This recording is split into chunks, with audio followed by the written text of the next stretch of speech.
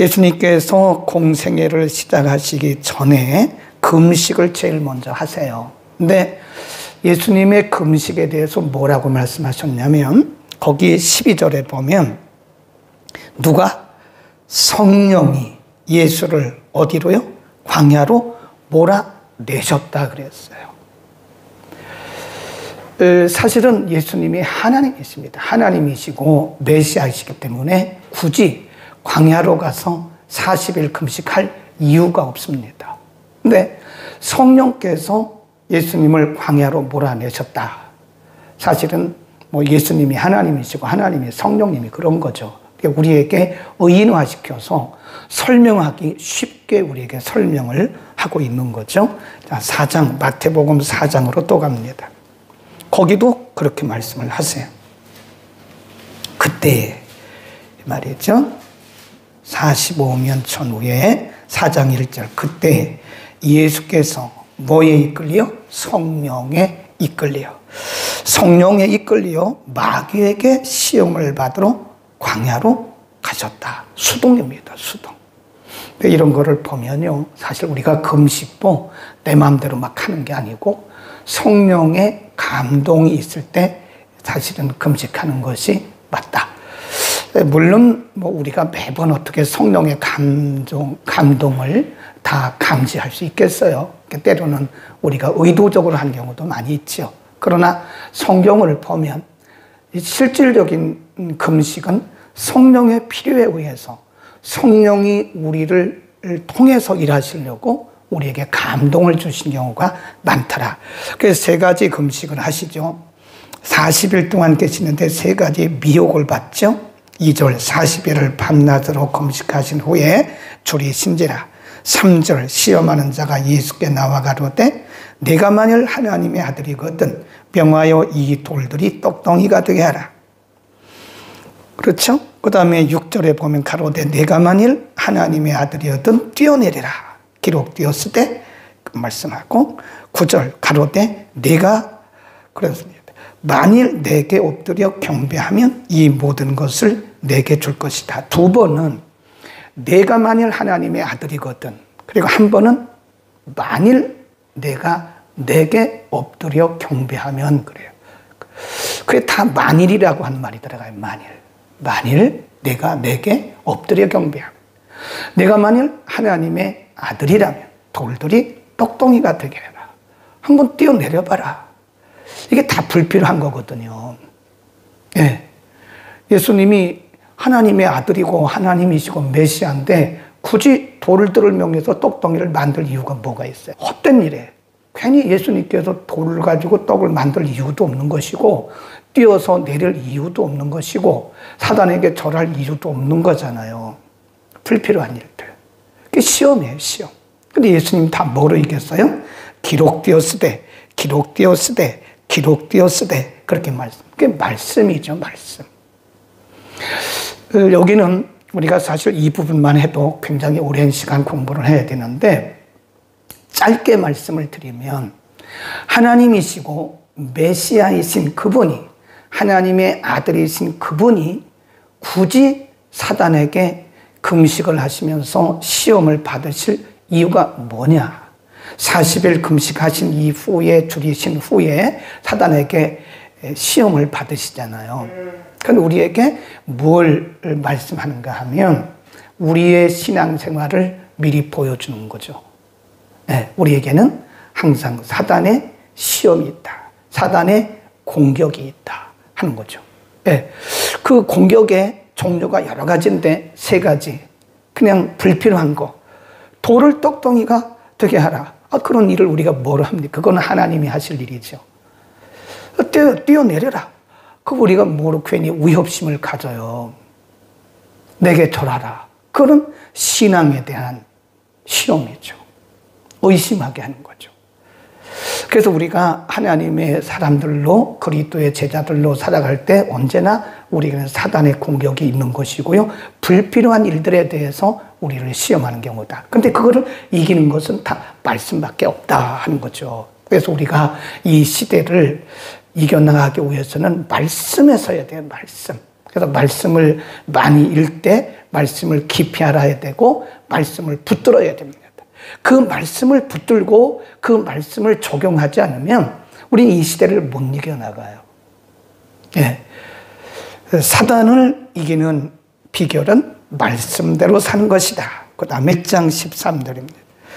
1장 14절 마가복음 1장 14절 시작. 요한이 잡힌 후, 거기다 줄거 놓으세요. 요한이 잡힌 후 예수께서 갈릴리에 오셔서 하나님의 복음을 전파하였다. 우리가 어제 세례 요한에 대해서 공부를 했잖아요. 세례 요한이 예수님보다 시기적으로 말하면 6개월을 먼저 왔어요. 그래서 광야에 외치는 자의 소리로 와가지고 회개 세례를 주었거든요. 요단강에서. 그러니까 지금 아직 메시아가 출현도 안 했어요. 물론 오시기는 오셨지만 가시적으로 출현하시기 전이기 때문에 많은 사람들이 세례 요한을 보고 당신이 메시아입니까? 당신이 우리가 기다리는 선지자입니까? 그렇게 오해할 만큼 인산이례를 이뤘다고요. 근데 세례 요한은 한마디로 말하기를 뭐라고 그래요? 나는 아닙니다. 내 뒤에 한 분이 오시는데 나는 여러분에게 물로 세례를 주지만 내 뒤에 오시는 이는 여러분에게 불로 세례를, 성령으로 세례를 줄 것입니다. 그리고 헤롯에게 잡혔어요. 그의 기간이 딱 끝나니까 거기까지예요, 사실은. 세례 요한의 사역은 예수님보다 먼저 와서 요단강에서 사람들에게 세례 주고, 어제 누구에게 세례 줬다고 그랬어요? 예수님에게. 예수님에게 세례 주고 자기 사역은 거기 끝이에요. 6개월을 쓰시려고 하나님은 세례 요한을 부르신 거예요. 근데 예수님은 세례 요한보다 큰 이가 없다고 그랬어요. 그러니까 우리가 보면 사역이 길다고 해서 하나님께서 기뻐하시는 것도 아니더라고요. 세례 요한은 6개월 딱 써있다니까요. 6개월 딱 쓰임받고 그냥 순교했어요. 그냥 목배임 당하고 죽었다고요. 그러니까 이게 사역의 기간이 길다고 준 것도 아니고 하나님께서 정하신 만큼만 우리가 하면 되는데, 중요한 것은 세례 요한이 그렇게 해서 이제 목배임 헤롯에게 죽임을 당하잖아요. 그러니까 예수님이 바로 예수님의 사역을 시작하는 거예요. 여기서 우리는 세례 요한이 잡힌 후 이 말씀을 잘 보셔야 됩니다. 예를 들어서 한번 생각해 보자고요. 예를 들어서 세례 요한도 요단강에서 세례를 주고 예수님도 요단강에서 세례를 주면 사람들이 얼마나 혼돈이 되겠습니까? 세례 요한도 여기저기 다니면서 복음을 전해요. 예수님이 오십니다. 회개하십시오. 천국이 가까웠습니다. 그런데 예수님은 또 저쪽 동네 가셔가지고 회개하십시오. 천국이 가까웠습니다. 그러면 이게 사역이 혼돈되는 거예요. 무질서 막 꼬여가지고 혼돈돼가지고 그 사람들만 괜히 혼돈되고 뭐가 뭔지 모르는 거죠. 그러니까 예수님은 세례 요한의 사역이 끝날 때까지 기다리신 거예요. 그리고 세례 요한이 딱 잡히니까 그 소식을 듣고 예수님이 드디어 그분의 사역을 시작한 것이다. 거기다 써놓으세요. 세례 요한이 잡힌 후 거기다 써놓고 질서, 사역의 질서다. 그런 겁니다. 예수님은 메시아고 하나님이시지만 예수님은 사역도 질서 있게 하다. 질서 있게. 예. 그러니까 예수님도 세례 주고 세례 요한도 세례 주면 얼마나 무질서하겠습니까? 많은 겁니다. 그래서 하나님이 일을 하실 때 보면 항상 질서를 따라서 하세요. 우리가 고린도전서 12장에 보면 은사에 대해서 말씀하잖아요. 그리고 13장 사랑도 은사예요. 사랑에 대해서 말씀하고 14장에 가보면 은사를 어떻게 적용할 것인가를 말씀하면서 거기 보면 차서를 따라하라 그랬어요. 차서. 그 차서가 뭐냐면 질서입니다. 질서. 예를 들어서 거기 고린도 교회에 사도 바울이 말을 했어요. 어떤 사람이 이렇게 방언을 한다고, 방언. 응? 방언을 하는데 그 중에 한 사람도 통변하는 사람이 없어요. 그러면 하지 말라는 거예요, 교회에서는. 통변자가 없을 때는. 근데 그 당시는 고린도 교회가 굉장히 그런 은사적인 문제 때문에 복잡했거든요. 요즘 좀 다르겠죠. 그러니까 공동체가 모여서 어떤 공기도회를 하는데 한 사람이 원래 그렇게 하면 안 되죠. 옛날에 어떤 분이 대표 기도를 시켰더니 방언으로 기도하더라. 그런 건 아닙니다. 방언 기도는 나와 하나님과 하는 거예요. 그리고 통변자가 없을 때는 그렇게 하면 안 돼요. 혹시 본인이 대표 기도를 방언으로 하고 싶은 감동이 왔다. 그러면 통변을 세워야 됩니다. 본인이 통변을 하든지. 근데 그런 경우는 없다는 거예요. 그래서 사도 바울은 말하기를 불과 그 말은 반드시 자서를 따라 하라. 그러면서 뭐라고 했냐면 하나님은 어지러움의 하나님이 아니고 질서의 하나님이다. 그런 말씀을 써요. 그러니까 하나님은 은사도 질서 있게, 사역도 질서 있게. 교회라고 하는 것은 질서 공동체입니다. 교회는 이 질서가 깨지면요, 교회는 사단의 아수라장이 되는 거예요. 이해하시겠죠? 예수님조차도 질서를 지켰다니까요.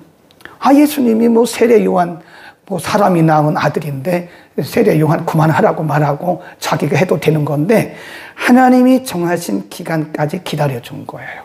6개월을 기다려주고 6개월 딱 차니까 그가 딱 잡히잖아요. 그러니까 그 뒤를 이어서 예수님의 사역을 시작하더라. 그게 지혜고 예수님이 우리에게 가르쳐 주신 영적인 질서입니다. 아멘. 그래서 우리는 사역을 많이 하는 것도 좋은데 반드시 질서를 따라야 됩니다. 그 다음에 쭉 내려가면 15절입니다. 가라사대 메시지입니다. 14절을 질서라고 그러고요. 15절을 메시지라고 그래요. 예수님의 메시지 15절 시작. 가라사대 때가 찼고 하나님의 나라가 가까웠으니 회개하고 복음을 믿으라. 4절에 보면 세례 요한도 똑같은 세례를 외쳤죠. 회개하라. 천국이 왔다. 근데 이 세례 요한의 세례를 뭐라고 그랬어요? 죄사함을 받는 세례라고 그랬어요. 회개의 세례. 죄사함을 받게 하는 회개의 세례. 거기다 줄거 놓으세요. 세례 요한이 말한 그 회개하고 세례하고 15절에서 예수님이 말씀하신 그 회개와 그 목적은 약간 달라요.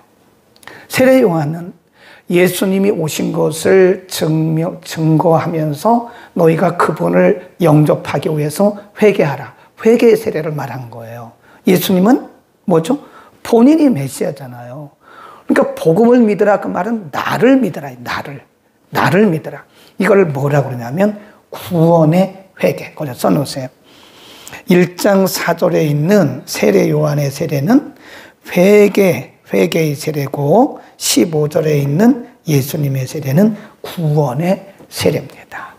구원의 세례예요. 구분을 잘 하셔야 됩니다. 오늘 말씀이 좀 어려워요. 그래서 천국에 이르는 길에 첫 번째 관문이 뭐냐면 은사도 아니에요. 능력도 아니에요. 중요한 것이 회개입니다. 회개. 나의 죄인됨을 인정하고 예수 그리스도가 구주이신 것을 믿는 믿음에 대한 불신앙에 대한 회개입니다. 뉘우침과 달라요. 어떤 많은 분들이 회개를 도덕적 윤리적인 것만 생각하는데 가장 근본적인 회개는 도덕적 윤리적인 회개가 아닙니다. 도덕적 윤리적으로 회개해가지고는 천국 갈 수가 없어요. 진정한 회개는 나의 죄인됨을 인정하는 겁니다. 나는 죄와 허물로 죽었던 죄인입니다. 나는 지옥 갈 사람이었습니다.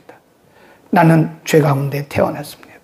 내가 예수 그리스도를 믿는 것 외에는 내게는 방법이 없습니다. 그래서 나는 예수 그리스도를 영접하고 그리스도가 나의 구주인 것을 믿습니다. 내가 그동안에 예수를 멀리 했던 것, 예수를 믿지 않았던 것, 내 마음대로 살았던 것들을 회개하면 이게 근본적인 회개인 거예요. 내가 누구네 거 훔쳤습니다. 거짓말. 이거는 본질적인 회개가 아닙니다.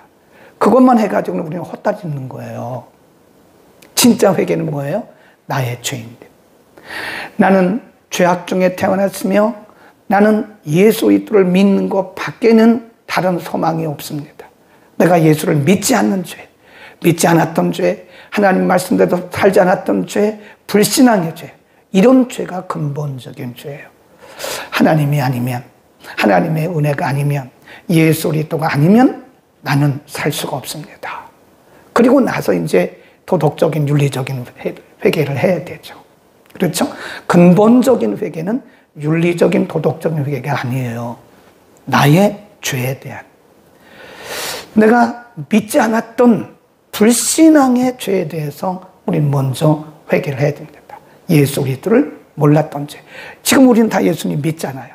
그럼 이제부터 우리의 삶에 대한 회개만 하면 되는 거예요.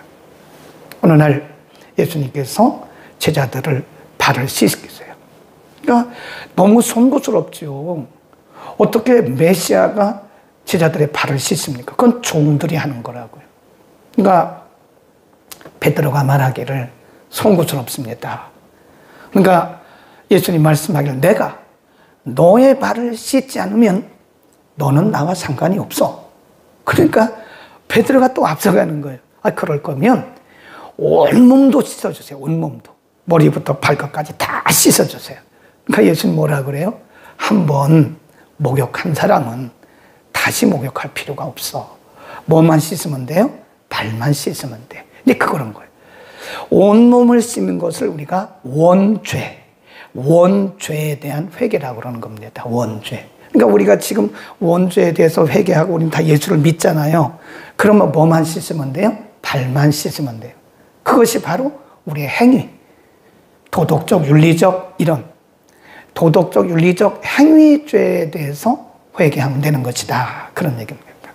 회개라고 하는 것은 구원에 이르는 관문이에요. 누구도 우리가 근본적으로 우리의 원죄에 대한 회개를 하지 않고는 천국에 갈 수가 없다는 거죠. 천국에 이르는 첫 번째 관문이 회개다. 그래서 교회는 회개에 대한 말을 많이 해야 됩니다. 근데 요즘 사람들이 회개에 대해서 얘기하면 싫어해요. 우리가 좋은 말 듣고 마음 편하려고 왔지 뭐 회개하라고 그런 얘기 들으러 왔냐고. 근데 그게 사단의 방해예요.